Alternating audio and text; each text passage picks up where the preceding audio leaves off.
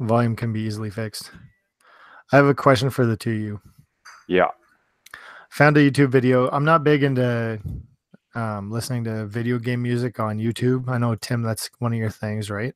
Yeah, sometimes, yeah. Did you see there was a thread on Era about Buck Bumble? No. Have you ever heard the music from Buck Bumble? No. I'm gonna put it at the end of the show.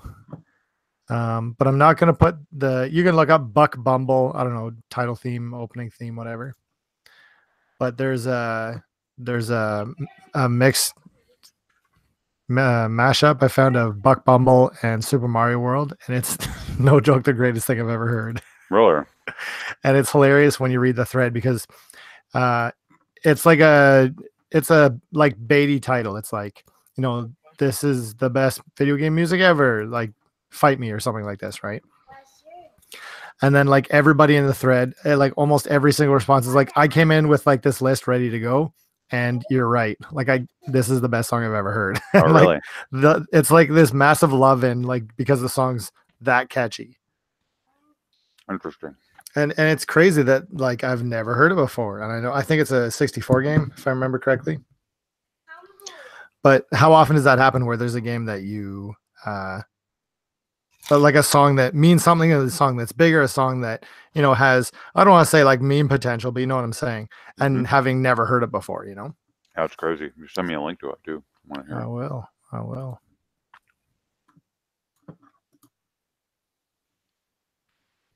So what's up? Well, what's up is the sky's falling, man. How's the snow where you are, bud?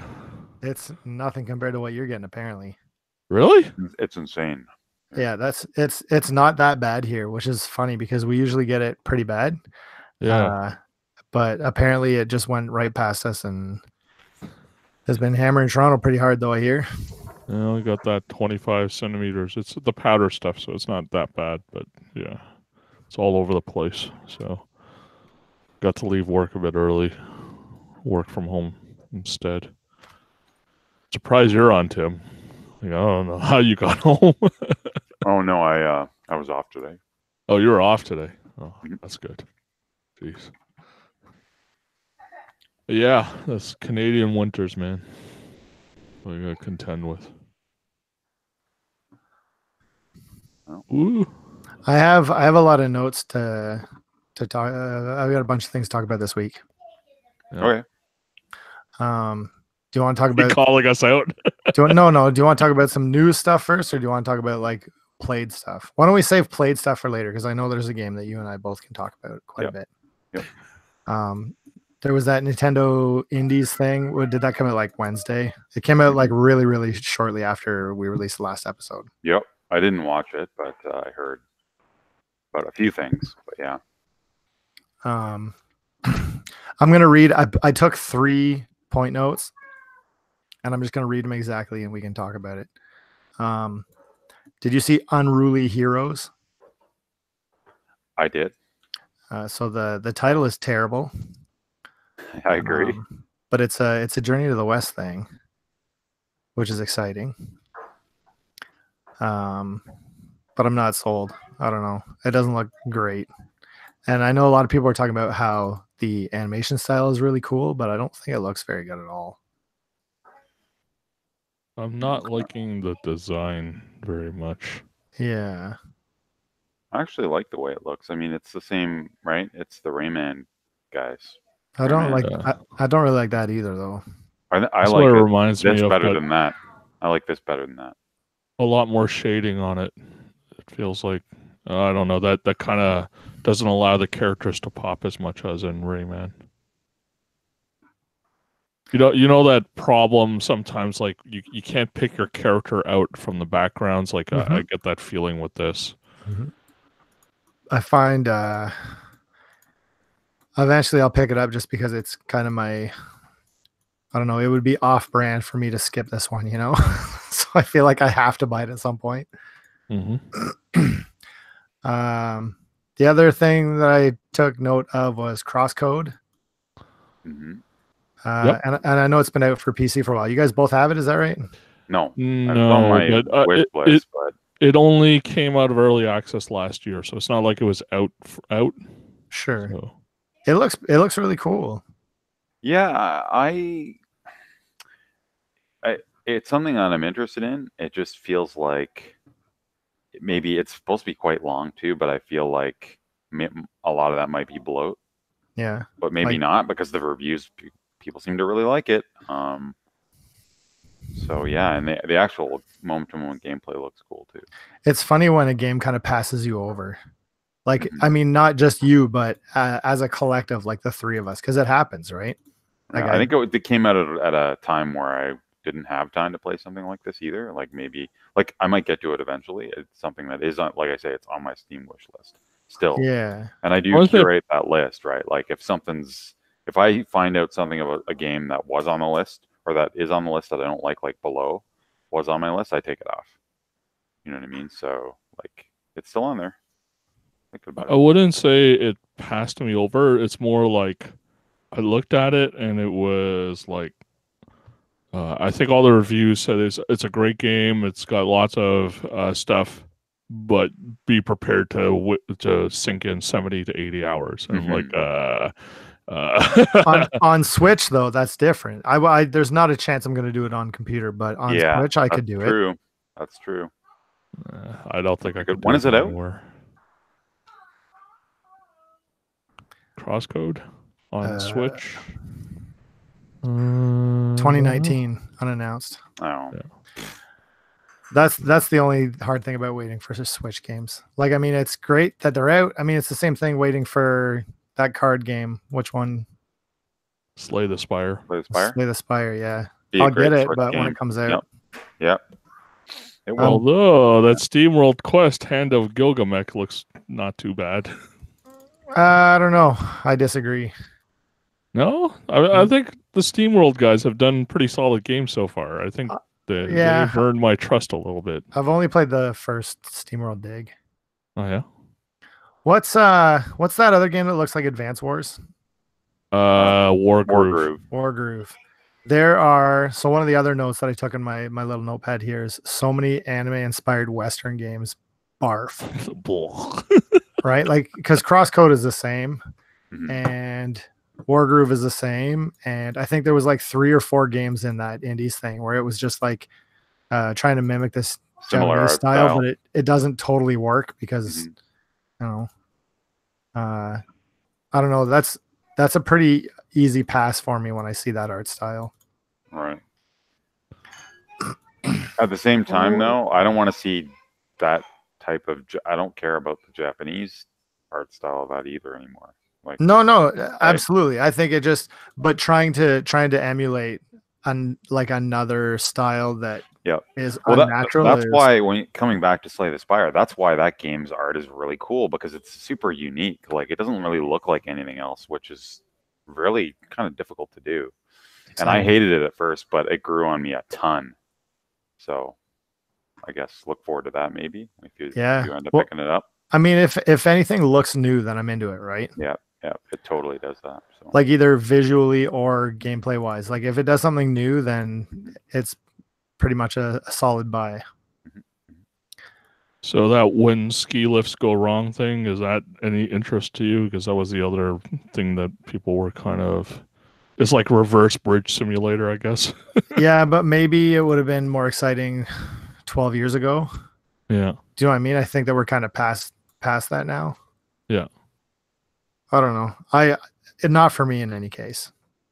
What I'm interested in, and it hasn't been released on console yet, is Lethal League, the second one when that comes out. When that comes on Switch, I'll definitely pick that up because I think that's going to be a hot thing to play with you guys. That'll be in spring 2019 as well. I don't think it was in the Nindies though, but yeah, it's one of those things that I've been waiting because it's come out on Steam, and I think it's going to be similar to like Nidhogg in terms of like back and forth sort of thing. It looks really cool in action. Like I watched a bit of it, and yeah, it looks pretty crazy. Who was talking about Lethal League? Why did this come up earlier? Me, I brought it up a couple times. Yeah. Still on my radar. Still waiting for Blaze to come out on Switch. Yeah, I don't know. This year, there's stuff that I want to play, but it feels like it's a little thin right now. Like I think going into 2008, I was like, I want to play this, I want to play this, I want to play this, I want to play this. And right now, I'm like, I guess I'll play those. You know. Was it that way though? Because I mean, like just talking Switch wise, it was pretty much that way for most of the year until we, I don't know, hit the midpoint to end point of things. I mean, in general though. Across, in general, okay. across all, yeah. So you're off of Anthem now, or did you cancel your pre-order then? I haven't. The open beta is this weekend. I didn't get a code for the private whatever. Mm-hmm. But I'll probably check out open beta, but I think I'm not interested for the same reasons that I jumped out of Destiny. Like I know that they announced some of the microtransaction stuff, Mm-hmm. and it's like $20 for a skin. And again, not that I have to buy it, but for a full price game and then to charge that much for like cosmetics, you can take a walk. This is not something I want to support. Okay, but you know, I stand pretty hard against like microtransactions in games too, though. So here's my question: Is that mean that you and I are canceling this, and then we're like, I'd like to play something like this? Like, does that mean it's going to Monster Hunter? Is that what our time's going to be in, or or Division 2? Like, I'd like to. Monster Hunter is going to be the fall, anyways, right? That's a given. Yeah. Yeah. Oh, Monster Hunter's not until fall. Okay. Division 2. More interested in Anthem at this point. I'm not sure. Let's wait until the open beta, okay, and then see how it goes. I know Gareth and Ryan were both playing it this weekend. Okay. And I was a little bit jelly because I wanted to check it out, but I don't know. That's weird. You didn't get it. Like I got the code 2 from Solutions to Go, but I didn't play. I didn't bother hopping on to it. Yeah. Yeah. All right. Do you guys mind if I burn through 2 games before the big one? Yep. So I put a bunch more time into No More Heroes. Mm-hmm. Had I finished it last time we talked? I don't believe so. Oh, we talked briefly, but off air. It's bananas. It's so cool. I don't know how much to go into spoilers. Probably very little. But there's like you can find so many really, really amazing think pieces on the internet about Suda 51 and this being like an open letter about his feelings about like the last decade in like the video game industry. And I know that sounds super meta, but it is crazy meta. Like it talks about how there's how do you say his name? Riccitello, of EA. Yep. Did we talk about this last week? I can't remember what we did and what we didn't. No, we didn't talk about Riccitello. So he had some like major shit with EA and Shadows of the Damned, right? And how it didn't come out the way that they originally planned, and how when they pitched it originally, EA forced them to change all these things and make it more westernized. And so it's interesting in this one. There's a bunch of different references to different things that happen. And so one of the story beats is that there's this guy. It's not his real first name. I can't remember either of the first names, but his last name is Riccitello, and it's a bad guy in No More Heroes. And they just make reference to him and how he's buying up all these properties in Santa Destroy, which is the location where No More Heroes takes place. And how he's got this like technology company and they're putting up all of these buildings or something. And they don't really do a lot with it. Pretty massive spoilers. Like, I don't know, plug your ears for a couple seconds, I guess. But at the very, very end of the game, after the credits, they tease that No More Heroes 3 is in development. And it sounds like this Riccitello that's doing all this stuff in Santa Destroy might be the main antagonist of the next No More Heroes game. And there's a whole bunch of really, really cool stuff that happens in terms of this game is fucked. It's so crazy that like I'm trying to explain this to you, but for me to explain anything, I got to explain a whole bunch of other stuff. Like it's just really, really, really, really cool. One thing that I really got from it, the vibe I got from it, is that video games have changed. Things are not the way that they used to be, and this is not a world that that Suda believes he belongs in anymore. Does that make sense? Yeah, that makes sense. I mean, his type of games like have always been of a certain type, and they're probably rubbed a lot of people the wrong way in the last 10 years as things have changed, right? Well, but even the idea that like the vibe of video games has changed. Like, you remember we talked the other day about Resident Evil 2 last week and had said, like, you know, I love having to find the spade key and the heart key. And it makes no sense to have these things in a police station, but it's a video game. Like, have fun, right? And I feel like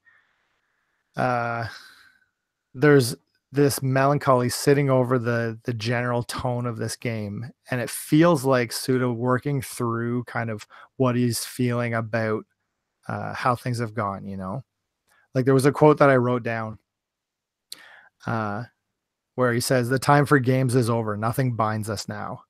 And I thought that was really interesting. Like, and I don't know, and how much of this is me reading into it, and how much is it just, you know, being poetic. And I completely understand the old man yells at cloud angle I can take on this. But I always wonder whether video games, are they as, I don't want to say special, but do you remember being an anime fan back in the 90s? Mm-hmm. Where, you know, you get this VHS that either A, nobody's ever heard of, so you're excited to watch it, or B, everyone's heard of and you're so excited to watch it, but it's something that was not as accessible and something not as, like, it's something more niche and more community focused, right? Like, you would get together with people that you know are into this, that you would not have any connection with outside of this. Do you know what I mean? Like, there is definitely things when I was in high school that, you know, we would watch anime with people that, like, I didn't talk to outside of when we were watching this shit, you know? Mm-hmm. And I wonder if part of it is that, or if part of it is like, it's funny because I get a whole lot of introspection from this game, and whether it's him intending to do it or him talking about something completely different, it's making me think about the past and making me think about the way things have gone, you know, whether it's on message with what he's trying to say or not. I mean, if any medium makes you think about something, then I think it's a success, right? Well, I don't know. There's kind of two takes. Well, one of them is just that you've all it's something that we've talked about for many years, and maybe not on this podcast, about how we always talk about how something like was better when it was a smaller culture or a smaller group of people involved in it, and doesn't feel as special once it kind of blows up or becomes bigger for everybody, right? I don't know if that's true though, but I mean, I can think of counterexamples, but go ahead. I mean, like I mean that's not just a thing that I'm talking about with regards to like Western audiences and blah blah blah blah blah. It also is talking about also anime's a lot bigger in Japan now and all that sort of stuff, and video games as a whole are a lot bigger now as a whole, and yeah, you're still going to find those pockets like Suda51, but the majority of stuff is trying to hit a larger target of people in order to pull their money into it. So there's a dilution of going for the jugular and having a focused look at things rather than having something that is appealing to a mass audience. Like something that has 97% on Rotten Tomatoes is not necessarily a good score. It just means like a lot of people are. It's meant to hit a lot of people, but it may not say anything. It may not try to be controversial. It may not try to be focused in its message and trying to hit a certain target, you know. So I don't know. That's something that we've discussed a couple times at least over the years and things. And I think that I don't know. You can't do both. I think right. Like I think you can't design a game that you know is going to be a major success, and then at the same time design it with a message that you are targeting towards a group. Do you know what I mean? Like Celeste wasn't meant to be a huge success. Neither was something like Undertale. What group does Celeste point to? Yeah, it points to a specific group. Depressed millennials. Right. But it wasn't they didn't design it that way to become so it would be successful. I think it's one of those Yeah, things. it's that telling happen a group, story. Chris, but it's not your group, Chris. But it is a smaller group. But that's sure. But it's telling a story, right? But if it's a good game, then it'll click anyways, right? Like Celeste is super, super tight. It's great. Yep. And so even though it's not for me, and I know I've said on the show before, I'm not super big into the story, and I wish I could just skip over the bullshit like narrative that comes along with Celeste, but it's worth me forcing myself through it so I can play the game. Mm-hmm. And we've talked also about kind of like the bottoming out of B games and how they don't really exist as much anymore. And this one sits right in that sweet spot, right? Like if you look at the Metacritic scores, it's got to be, I haven't seen them, but I'm assuming that they're in the 60s.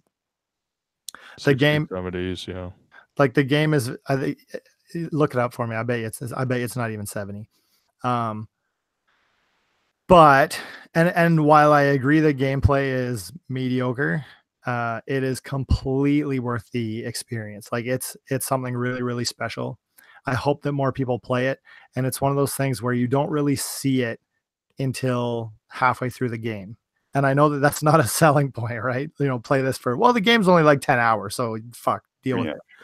But it's worth it for what it is. I just, the more I think about it, right? Like the more time that passes, the more my mind wanders back to it. Like I'm probably going to start playing it again. I'm glad I got the physical so I can do all the DLC and play it again in a month and come back to it. So I don't know. I love it. So critic score was 68. Mm-hmm. User score is 7.8 out of 10. Award rankings right now: most discussed Switch game of 2019 and most shared Switch game of 2019. That's 1 and 2 in those things. But isn't that often in the past the way that smaller games would pick up steam is just through word of mouth, right? Like people talking about it saying, have you seen this game? Have you heard of this game? Right. I think about Katamari being like a perfect example of that, where, it was just a game and then it became this like huge smash hit because it's a super, super solid game. It's quirky. It's got its own style. And just through word of mouth, like it just went all over the place. What's interesting? That kind of thing happens periodically on Twitch as well. Like you get these big streamers that will discover God Hand. And then a ton of people are playing God Hand for the first time. Cool. And that's kind of neat that that's actually happening. It's sort of a similar kind of process. You get these these guys that have huge pull, and then they're someone gets the bug in their ear about, hey, you should play this, right? Do you think it's true that video games are more focused like movies? So video games, movies, I think maybe all media has moved towards this, like, how do we make the most money possible? How do we maximize our profits? Like, it's not so much about the craft as much as it is. I feel like you can identify, like, there's some games you just identify right away that that's what they're doing. Like, you hear about it, like, it hasn't even come out yet, and then you hear about it, and you're like, yep. Is it worse now than before? No, I don't think so. So here's look back in NES days, right? Here's the second thing I wanted to say was that as we get older, right, the target of the stuff that they're going to try and hit, we're going to age out of it. Like that's just how it's going to be, because there's going to be more and more people who's going to be buying the stuff that we're just not going to be the target audience for it anyways. Like it happened to our parents with music eventually, and then movies, right? Our parents probably don't like a lot of more modern movies. They only like the older ones, and they only liked older music and stuff. And then, like, yes, there's going to be pockets of parents that still like that stuff. And then this is going to be the same thing for us for video games. We will still have like an audience of things that are going to be interesting to us. We'll still have like the Yakuzas and Niers and things like that will be a little bit like more geared towards us, but we'll still pull in like some of the mainstream audience accidentally. But I think like we're gonna, and it's maybe a sad thing, but like we're just not gonna be enticed by the games aimed to sell like 5 million, because we just won't be a big part of that audience anymore. I'm already not interested. It was the same when you were explaining that. I'm like, that's me right now. You'll see you right now, And right? I'm happy about it because there's the stuff that I am interested in. There's tons of it, and Yeah. and it's just not AAA stuff, and I don't really care. Yeah, but I think, like, when I think about the phrases that you're mentioning, when I think about Suda51, I feel like that's what he is talking about a little bit in this Almost game. like It feels he's almost like he's been aged out of the market himself. exactly. Yeah. Yeah. And I mean, there's something nostalgic there. There's something, bittersweet about, man, this is not for me anymore, But it may just mean that he needs a year or two to refocus and think, you know what, I don't need to Well, get shit, a this is 2 the first million seller, this right? is the first game that he's like full on directed since, like, Exactly. No More Heroes 2, right? And so I hope, this is my hope, is that Grasshopper manufacturer Nintendo said, well, you know what? This is going to appeal to a certain crowd. We're going to get a certain amount of fans. They will enjoy it. We'll sell maybe 300,000 of this in North America and Japan or something like that. And we'll budget it accordingly so that we can be profitable. About Great. it, right? Let's do it. Let's do it, right? I'm 100% in for that. The problem always is if you're like Square Enix and saying like I'm expecting 9 million sold and then you undersell to 7 million. Now you're like that does nobody any advantage. That's their own stupidity, right? Yeah. Like those are the situations that they need to avoid. Or and if like, you're going to keep avoiding that, you'll be able to continue making whatever game he wants to as long as he continues doing that, right? There was a quote I read on a message board. I just found another one here. It says, it's more of a story about this is talking about No More Heroes. It's more of a story about the passion of making games and how this passion is at odds with the state of the game industry. And I thought that was brilliant.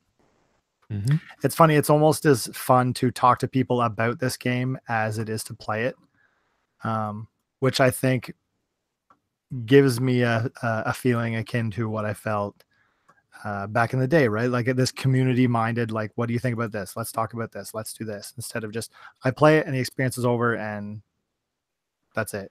I'm curious what Suda thinks about the state of indie games right now. I wonder what he thinks about it. Well, no, and you know what? He's got to have something good to say about it, because all of the t-shirts in this game are like, you can buy like 30 or 40 different t-shirts from different indie games. Oh yeah? Yeah. Like all of the most of the t-shirts in the game are like, there's like Undertale and that's kind of a direct message, right? There's a ton of them in there. Well, and cool. I mean, even the one of the later levels is like based completely on Hotline Miami. Oh yeah. There's a ton of like that's cool. At least exposure to. See, and then like talking about like your overall theme of taking down Riccatello and stuff like that. Like it feels like he got hit with disillusionment with getting the big bucks, working for the big studio, and trying out that whole thing there, watching it go up in flames, and now he's like, you know what, screw all that. Like, there's another way, hopefully, and like. I hope he hasn't lost all hope for this kind of thing, because like we're seeing like a lot of smart people leave EA, like they get their chops there and then they leave EA and then be very successful on like the indie scene and stuff like that. Like Banner Saga is made from old indie developers, like things like that. There's just a ton of different things happening on the indie scene now that's exciting, Well, it sounds like a catharsis, right? Like it sounds like this game is like a catharsis for him. So he's working out those kind of demons, and then he's ready to go. You know what I mean? Yeah, and honestly that's what it feels like at the end of the game. It leaves off in a very, very like, I'm excited about video games kind of vibe. Do you remember who published Killer 7? Was it Capcom? I feel like so. Wasn't it part of the group of whatever for the? Like part of that group of games, Capcom, right? Like a Piano 3, Beautiful Joe. Yeah. Published by Capcom. Yeah. Huh. And I don't know, like, whether he goes back with them or whatever, but they will find a way, I'm pretty sure. Like he has enough cash, even if he, let's say, folds Grasshopper Manufacturer. If he wants to do something, he will easily get some Kickstarter Patreon thing moving again for himself. Like he has enough cash to, if he was able to get the IP to do another Lollipop Chainsaw or something like that, you know, if he wants to go in that direction or do a whole new IP that's different than all that stuff. But it's all about keeping it small, right? Like that's a big key component. Like when guys like what's his name, Deadly Premonition, what the hell's that guy's name again? Swery? Swery, yeah.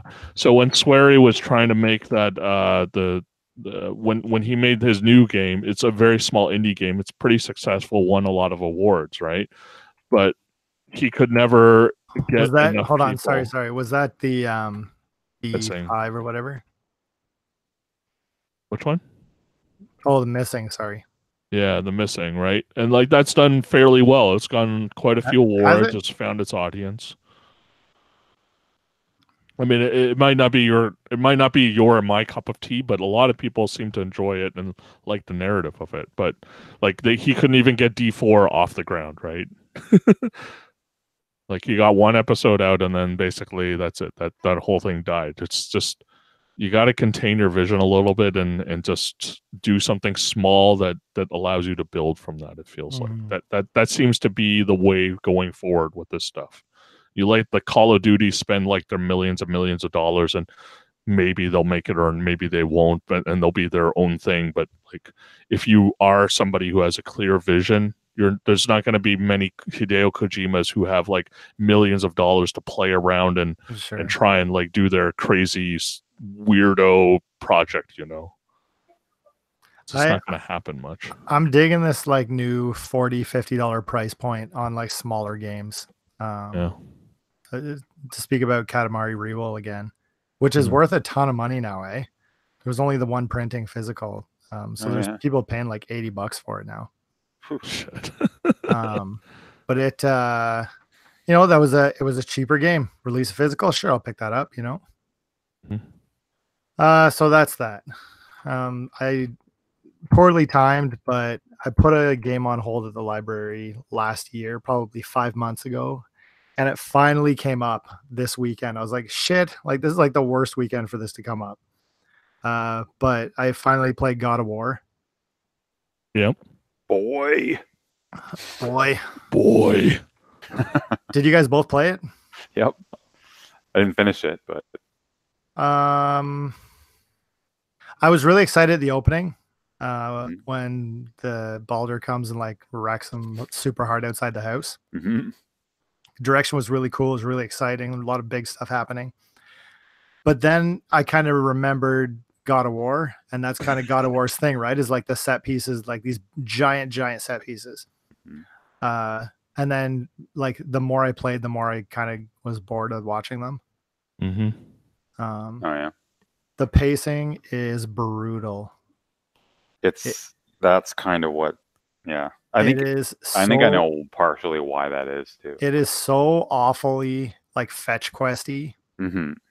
I also found it is, I don't know, cock block is a good word, I guess. Like you got to do this thing. Oh, you can't do it for this reason. You got to get this thing so you can do it. And you can't do that because you got to do this thing. Okay, so I got to do this thing so I can do this thing. And now I can do this thing. So now I'm going to go back to do it, and I can't do it because of this thing. And now I got to go do this other thing. Like I felt like everything. Nothing's straightforward. Everything has to be like a little bit too many steps. But even then though, like the thing I have to do is just like go on fetch quest. Like go get this thing from this place. All right. And then I have a new power. Go get this thing from this place. Okay. And now I got another power. Like this is the problem with these types of games, because it had like cosmetics, and it had like a bunch of other like grindy stuff elements. It has like auto scaling difficulties for enemies. Like they have levels. Like I ran into an area where I wanted to fight an enemy. It was just too hard because I didn't grind enough. Doesn't matter how much skill if I get hit once, I will just die. That's okay though. There's harder areas and easier areas. No, but it was like you cannot get hit even one time. Yeah, you're insta death. So if you're playing an RPG though, like an old like Super Nintendo, but like Super Nintendo RPG or Warcraft or like any other game, if you go to a place that's you're out leveled, you're gonna get one shot. I don't like mechanics where all it is the game. The difficulty isn't harder because the enemy's harder. The difficulty is harder because it's the same enemy, but it's level 4 enemy instead of level 1 enemy, Oh, and I it just see. does. You know what I mean? I see. That's the problem, and that's what I would like because they started to like add sort of this semi-open world thing where like, oh, you can explore anywhere you want, but then they got to fill it with a bunch of stuff, and some of the stuff they fill it with isn't all that compelling. Found a lot Like, of the enemies are the same. yeah. So, like I didn't mind exploring. I liked the combat. Like I had fun with it. But I didn't like the fact that it was like I don't like levels and stats in that kind of a game. It just doesn't make sense to me, I don't mind it. right? Like it just for me, I just like this weapon should be good because it's fun to use and has this characteristic, not because it does 10 more damage than this one. Or I need to stack armor that does more defense so that I don't take as much damage. Like Diablo? Yeah, it doesn't fit or with that. Destiny? It doesn't fit with, and Destiny's a little different, but it doesn't fit with the God of War, that type of third-person action game. It just feels weird. You know what I mean? Agree. To me, anyway. Yeah, that's fair. I just don't. I also found that part, but I also found that I don't give a shit about God of War lore. And I feel like it kind of some of the story beats depend on you giving a shit about the characters. Mm. And so it was hard to get emotional about it. I like actually because I haven't played the other ones really, so I don't know too much about it. But I thought that the whole intro stuff was pretty cool. Like it had some emotional presence. No, the intro I thought was fine. I just found the more the game went on, it kind of depended on you like caring about what was happening, and I did. Right. Yeah, sure. But one thing that I did want to make note of that I thought was really, really clever is they do a very good job of hiding loading. Pretty good. Like storytelling so 2 examples I have. They do it quite often where you go to a location and people are talking. Say if you're on an elevator and because there's constant conversation running between the dad and the kid, right? The stories and so if you're on an elevator and the elevator's running for a little while, it's totally loading the next area while they're going up this elevator and talking. Or there's a fast travel system where you go through these doors that lead to a different place and you go through this realm to get there. And that realm is just a loading screen. Or when you switch realms, there's like that giant room that spins around and that's another loading screen. But I thought they do such a good job of hiding it and making it seamless because there are no loading screens. It's those instead. Yes. And I thought that was very, very clever. And I think we need to see more of that in games. It feels quite seamless and doesn't get it, doesn't interrupt the. It was a big part of their programming. Basically, they tried specifically to do that for the entire game and had to work around it throughout the entire time. So yeah, it's I'm glad that you noticed it because like not everybody did and they just played it through like kind of willy-nilly, but yeah. But yeah, it's all right. I'm not. The axe was cool. I liked the axe, all the mechanics with the axe, how that thing handles and stuff. I think the skill tree doesn't look that interesting though. Yeah, I kind of agree. I mean, it was just kind of the axe, and then they kind of blew their load on the axe, and then it's just like, okay. Well, and to be honest, don't you think that it's, we were just talking about this like massive AAA game that hits everything. Like it's similar to Marvel movies. Like I don't give a shit about Marvel movies, but just make it bigger and more exciting. And I feel like that's what this is, which is, there's a place, but I don't care about it. You're just not there anymore. Yeah. Yeah. And that's okay. Yeah. It's fine. Yeah. It's the same argument I heard a lot about Red Dead Redemption 2 was it's a lot of game and a lot of people respect that game and it's the craft of the game is pretty good. Just a lot of people didn't have fun with the game, which is damning in a certain way. The gunplay apparently was atrocious, but but it's a Rockstar game, so. But it's like, okay, fine. Like it's I find it bizarre that you get these companies that are known for like these negative things about their games, and they just keep doing it. Just like Mortal Kombat, like the animations are atrocious. Like people hate them. Some people like it because that's their game, right? But fine. But the animations are bad. Objectively, they're bad in Mortal Kombat games, and I've looked at enough video of it. to say that, and they just keep doing it. I guess they're afraid if they change it too much, it'll affect their bottom line. I'm not sure, but yeah, you get these little things these companies are just consistently known for, and it's just like, why don't you should know this by now, fix it, right? Well, I don't know. To me, the big thing that's always been difficult has always been, in my opinion, has always been that when you need to fix something from a mechanic standpoint, it usually means they have to rebuild from the ground up. It's not something that's modular that they Maybe. can just pull out, fix that one thing, and then put it back in. It's usually not that way in programming unless you designed it in that way and engineered it in that way. That's why you see things like Fallout taking so long to like change bugs and things that they've had for like 4 or 5 games now, because they're still stuck on the same kind of architecture, right? Right. And that takes a lot of research and development. It takes a lot of investment in order to rebuild something along those lines.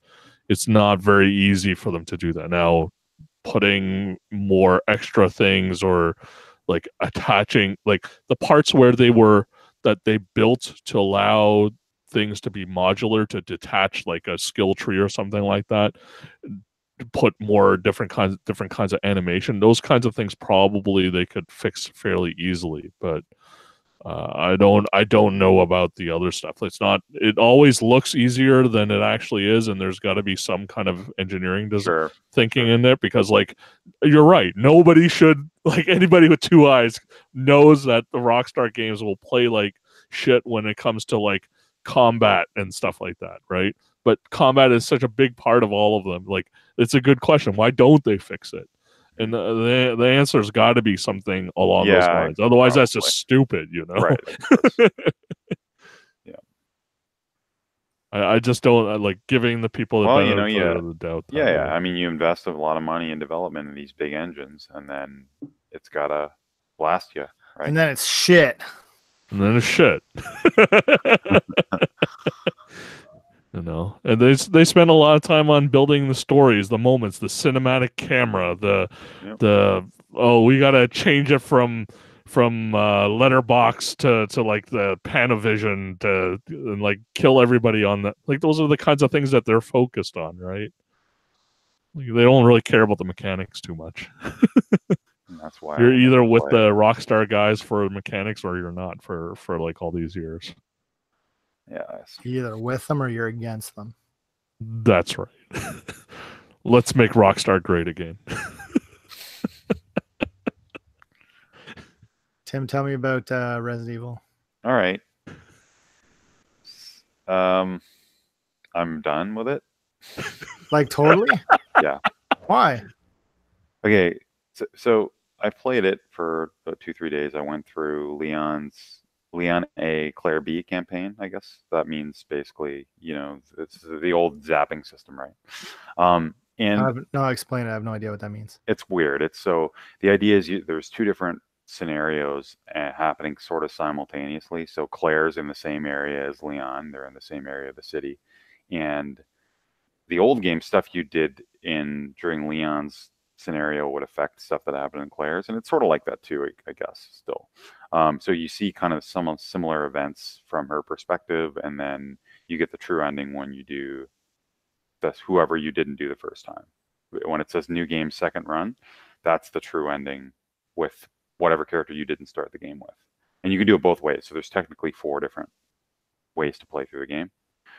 So I did 1 full run with Leon and Claire, and for the first, for Leon's whole run, I liked it a lot, like quite a bit. I couldn't stop thinking about how great it was. The game looks great. Spoilers for Resident Evil 2, although if you go anywhere on the internet right now... Whoa, careful. We were talking about this. So the thing that happens early on. So I do know about it? You know. Okay. Mr. Footsteps? Yeah, Tyrant. Yeah. So they implemented him incredibly well. Yeah, he's fucking terrifying. It's just so for listeners, what they've done with this game compared to the old Resident Evil is, one, the whole station feels like one continuous environment. Yep. There's no loading. And I'm pretty sure they're tracking, at least Tyrant, they're tracking him as he moves around the station. So you can hear where he is. Like if he's above you, you'll know he's And somewhere on it's the a floor above you. And it's a nightmare. nightmare. It's the scariest shit I've ever seen in video games in my life. It's ridiculous. And you'll get stuck between him and some other problems and have to panic, make a decision about what to do, Then die. and die. Yeah. Like Keenan, I cannot stress to you enough how scary this guy is. It's So can I ask you guys, because I never played the original 2.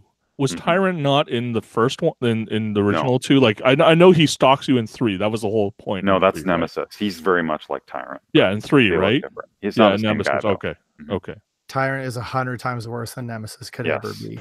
Okay. Yes. They learned a bunch of stuff because I- he's like the Terminator. Like It's horrifying. Like I cannot stress enough how scary it he is. just comes out of nowhere and there's no musical cue. No, and the very first time. So is the first. Yeah. So the first time he showed up for me, and I'm curious to know whether it's the same Mhm. in Did you play everybody's Leon game. first or Claire? Leon, yes. Okay. And so I was outside and I was doing like Mhm. this water tank stuff. Yep. That's where he shows up. And then so I was about to go back into that hallway that was on fire, and fucker comes out that door. I was like, "What the shit is that?" Well, no, he's- the helicopter, he moves it. Did you see him do that? Yeah. Is that what it was? That's what it is. Okay. And then, but just when he starts, he's got that like this. He's calm when he's walking. He's not Yep. angry, but it's a determined walk. And he'll speed up sometimes. He's like, "I'm gonna fucking kill you." Like Yeah. no emotion in it, but just determination for your murder. It's Yep. the worst. It's pretty amazing. No, it's terrible. It's No, not I know. amazing. It's awful. Like to the point where like I haven't played it since that day because Oh my God. I'm afraid to play. Well, I was wondering- here's your text online. I was good up until recently. Now I wish I didn't have a PS4.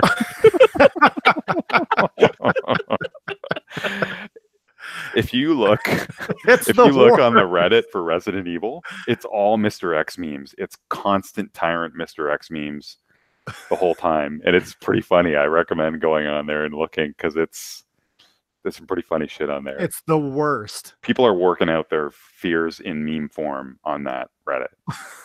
I don't know how they managed to do it, but it's He's honestly scary to look at. Did you see his face up close? Yeah, It's terrifying. multiple times because he's constantly following me. So yeah, you're constantly trying to evade this bastard and doing things that you need to get done in the station. And the station's really well designed. Like it's It's really cool. good. It's very good. So planning your route, one of my favorite elements of Capcom, like survival horror games, is planning your route, and they nailed that. If that's the one thing of this game they did perfectly, they nailed that element of it. That's the only one thing that they did perfectly, So Tim? no, that was that if I had to choose rank things, that would be the number one. Tyrant number 2. Then you go all the way down to the bottom. The game looks great. Okay, so we're going further down. The game looks great. Good. The audio is great. Except The for music like is great. facial animations. Yeah, the facial animations are at the bottom of the list, but at the very bottom is, in my opinion, this thing that maybe not a lot of people would have realized, but if you play for long enough, you realize they added adaptive difficulty to the game. So what that means is the better you do, the more you hit headshots on zombies, the more you do all that stuff. You'll get to the end of the game or near the end of the game, and a regular zombie, you'll knock him on the ground, and you'll shoot that zombie in the head 9 times, and it will not critical hit that zombie. That zombie will get up in a minute. That's a shame. And the fun part about Resident Evil games is they're hard and they're scary the first few times you play through them, and you get a bit better, you get a bit more calm, you line your shots up, and you're rewarded for it. There's no reward in this game. And there's a mode that you unlock when you beat the game that was in Resident Evil 2 called Hunk Mode. And you play as this armored, one of those SWAT guys, and it puts you somewhere in Resident Evil 2, and it says escape out the front of the police station in fast as you can. It gives you a ton of weapons and a ton of healing items and grenades and stuff, and they throw probably the enemy densities up by like 5 times. And once you start trying to use your weapons in those scenarios, you realize how useless it is. Like there's no consistency in dealing with anything. So what they want you to do, and even that doesn't always work, they want you to just headshot a zombie and run past. Like just stun it and then run past. There's no melee option. There's no push option. If your knife breaks or you lose your knife, you're screwed. All you can do is run around stuff, which I hated. And that mode just, I tried to like, I don't know, 8-10 times. And it was incredibly frustrating. I felt like totally, it's the opposite of empowered. I felt like completely, like no skills not required. You just, The only zombies skill are that's bullet required, sponges. yeah, Is what the you're only saying. skill that's required is figuring out which direction the zombie's going to lunge, because you're just going to have to run around all of them. And they talked about it. It's an adaptive difficulty thing to make the game tense. And I fundamentally disagree with that, because they've gone back on all the other games. There was some element of skill in it. And you don't have, people argue, well, if they do that, the old games didn't have, you couldn't aim at a specific spot, right? But that's not the problem. You can easily adjust for that player skill by just adding more enemy density in certain parts of the game. They clearly could do it, because there were so many enemies in that mode, more than I had seen anywhere in the game. And it was cool to see that. But what was not cool is I had no way of dealing with it in a fun way. Like, it's just like, don't get grabbed and run around everything. And that's frustrating. And like Resident Evil 4 goes in the opposite direction. That one is like too many tools in some cases, although I like Resident Evil 4 because it does feel good. You can do a lot of cool things. You can run up and shoot a zombie in the knee and they drop, and then you punch them, hit a bunch of other zombies with it. Like, it's a little bit ridiculous, but they could have gone halfway maybe with it. And I feel like they were going, because they wanted to make the game tense and scary, and they did, like I said, Tyrant's a perfect example of that. They already had a way to do that. And then they just went overboard, like breaking knives, and to the point where one of the unlockables is an infinite knife. Like, and even then, it's not that great, apparently. And someone found, so you can unlock an infinite regular hand pistol. And people were saying that, like, that's useless, because it doesn't matter. Like, you can eventually kill a zombie, but when you're in a room with like 3 or 4 zombies, tyrants chasing you, you don't have time to even use even if you have infinite ammo, it doesn't matter. That's a shame. So you can, like, if you use a shotgun round point blank, you can take out a zombie, fine. But like, there's a lot of pistols, and anyway, and so I was actually pretty disappointed once I had gone through, because I was like, I'm going to play it again. I'm going to go through the other scenario. I'm going to do hardcore, and then I played that hunk mode, and I was like, oh, this is what's happening. Because I kind of had that sense it was happening through the game, and I didn't really pick up on it until then. And I was like, okay, the first 3 zombies in hunk mode are almost invincible. Okay, so Tim, backing up now. Yeah. Are you done the story? Like, have you finished all the paths, or are you done all that stuff? I'm done. Now? Yeah. Okay. Is that the requirement for Jackie, by the way? Or did she have to finish hunk mode too? No. She won't be able to. I don't think I can do it. I watched a playthrough of it. I hope Jackie's listening to that. No, she won't be able to. The guy, she's just a girl. No.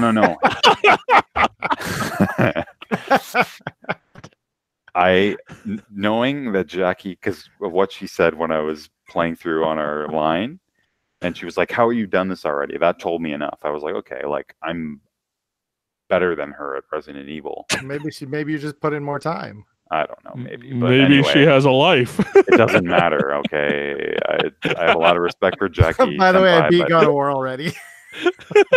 It's it's a bit brutal. Maybe she's trying to stop from watching too many Kingdom Hearts 3 things right now. So Tim, that's interesting then, because do you remember there is also that line chat where, like, I came on and said, like, am I supposed to feel like I'm shit at this game? Like, I feel like have been why. I feel like I was doing really well at the beginning. I feel like things were going well, and I'm just coming apart right now. Like, there's guys everywhere. I can't kill anybody. I'm running out of ammo. Mm-hmm. Like, that's part of it. That sucks. That's really too bad. Purposefully miss a bunch of shots. I don't want to do that though. And then the game will think you're dumb and make the zombies easier. That's how they designed it. That's a shame. Yeah. So instead of really balancing it, they just do. Yeah, this. It's just like I want to be able to, like, go up to a down zombie and coup de grace it. Like, it's stomp on his fucking head. I know. Yeah, And you could do that that. drives me nuts that you can't do that too. You guys should be playing Dead Space. No, Dead Space is also too scary. it's Dead Space is scary from the standpoint of like monster closet scary, not tyrant scary. No, yeah. Yeah, it's scary, not like terror inducing.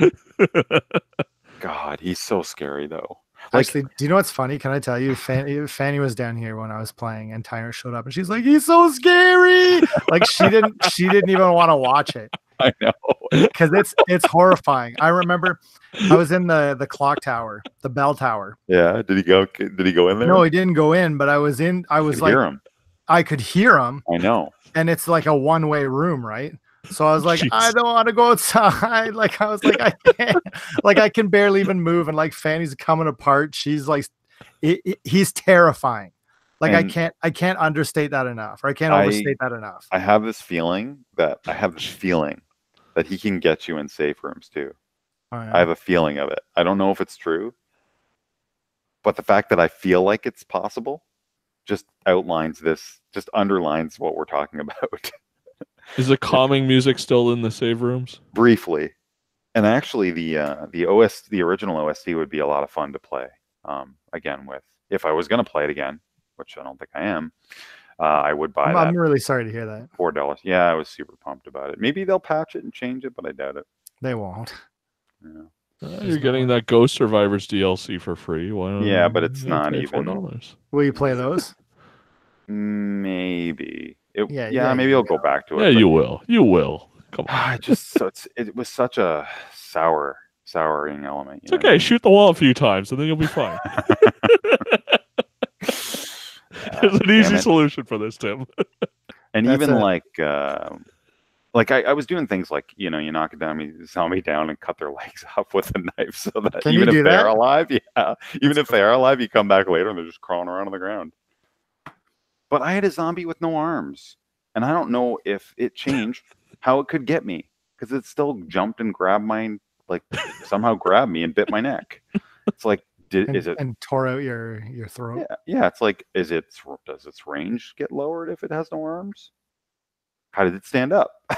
Like I wanted to see that thing stand up. I guess it kind of just sort of figures it out. It has good abs or something, but. I don't understand this breaking combat knife thing though. Like that's the part that's weird, man. Like playing Code Veronica, that was the thing that saved you, man. Mm-hmm. It's just like slicing everything. And the cool part is that what happens is they could have made it so that knife doesn't break, and they did, because you can unlock an invincible knife. Use it as a counter, right? But what happens is when you use it as a counter, you have to kill that monster to get it back. And they could have gone with that. You didn't have to make it breakable. Just add more zombie density, and then good luck getting your knife, because you're gonna have to come back later. Like, do you know what I mean? Like they could have gone in that direction and made it more interesting. So, okay, damn it, I left my knife back there. I got to go get that knife again, right? Like, well, Tim, look, you already were complaining about how much time it was before this thing got released. So, if you wanted all that, you would have had to wait another 4 months. It was just design philosophy. Like, maybe 3, because it sounds like they're going to do 3. No, I thought it was. Well, yeah, I guess you're right. I was going to say if it does well, it's doing great. Really well, so, I mean, 3 has a dodge mechanic, which will be interesting to see how they'll use that. I never liked 3 that much, though. Me neither. I mean, I think 2 is a better sort of place. Like the station. What about Dino Crisis, guys? I'd love a Dino Crisis. You know what? Maybe I would. Hell yes, you would.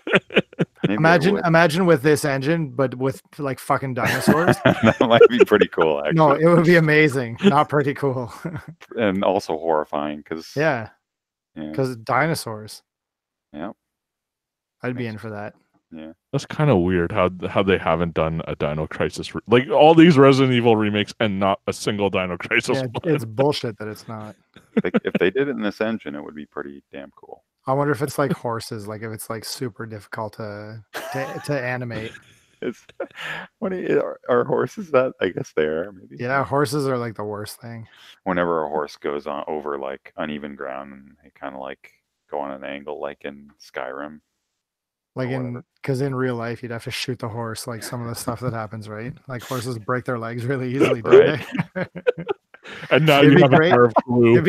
It'd be great if you had a horse in a video game and like it had like real brake mechanics like in real life. And so like you run the horse off road and like instantly his legs shatter. You gotta shoot the horse and get another one. Just like And then in your constantly inventory is just dying glue horses. and horse meat.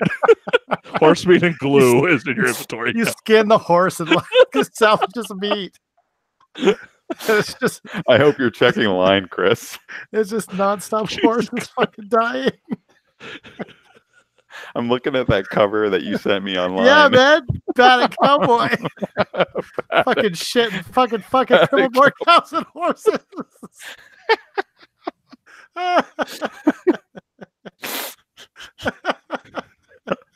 I want to see this game so bad now.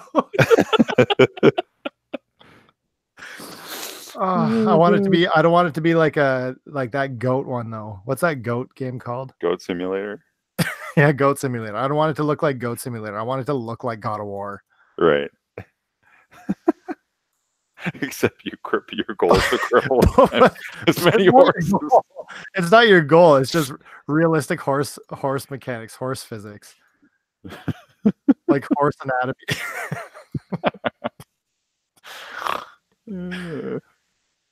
Okay. I think we should end on that.